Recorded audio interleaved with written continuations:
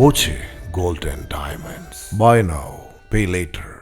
Shoranur bus stand നവീകരണ പ്രവർത്തികൾ പൂർത്തിയാക്കാൻ 15 ദിവസം കൂടി വൈകും. മലിനജല ശുദ്ധീകരണ പ്ലാന്റിലേക്കുള്ള പൈപ്പിടൽ പ്രവർത്തികൾ പൂർത്തിയാക്കാത്തതാണ് ബസ് സ്റ്റാൻഡ് നവീകരണം വൈകാൻ കാരണം. ജനുവരി അവസാനത്തോടെ നിർമ്മാണ പ്രവർത്തികൾ പൂർത്തിയാക്കാനാണ് നഗരസഭ ലക്ഷ്യമിടുന്നത്. ഡിസംബർ 11 മുതൽ ജനുവരി 10 വരെ ബസ് സ്റ്റാൻഡ് നിർമ്മാണ പ്രവർത്തികൾക്കായി അടച്ചിടുമെന്നായിരുന്നു അറിയിപ്പ്.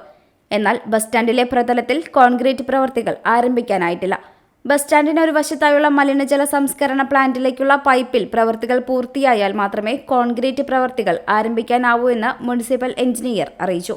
മുണ്ടൂർ IRTCയാണ് നഗരസഭയുടെ മലിനജല സംസ്കരണ പ്ലാന്റ് നിർമ്മാണ പ്രവർത്തികൾ ഏറ്റെടുത്തിരിക്കുന്നത്. അടുത്ത ദിവസം പൈപ്പിടൽ പ്രവർത്തികൾ ആരംഭിക്കാനാവുമെന്നാണ് പ്രതീക്ഷിക്കുന്നതെന്ന് നഗരസഭാ അധികൃതർ അറിയിച്ചു. ബസ് സ്റ്റാൻഡ് നവീകരണ പ്രവർത്തികൾ നടക്കുന്നതിനാൽ ബസ്സുകൾ ടൗണിൽ റോഡരികിലാണ് നിർത്തിയിടുന്നത്. യാത്രക്കാരെ കയറ്റിയിറക്കുന്നതുൾപ്പെടെ പാതയോരത്താവുന്നത് ഗതാഗത തടസ്സത്തിനും ഇടയാക്കുകയാണ്.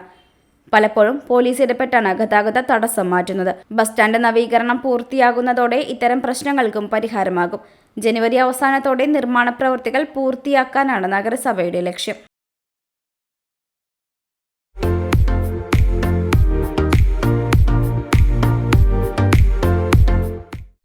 Dot view news. കാഴ്ചകളാണ് ലോകം. കണ്ടു തുടങ്ങുക.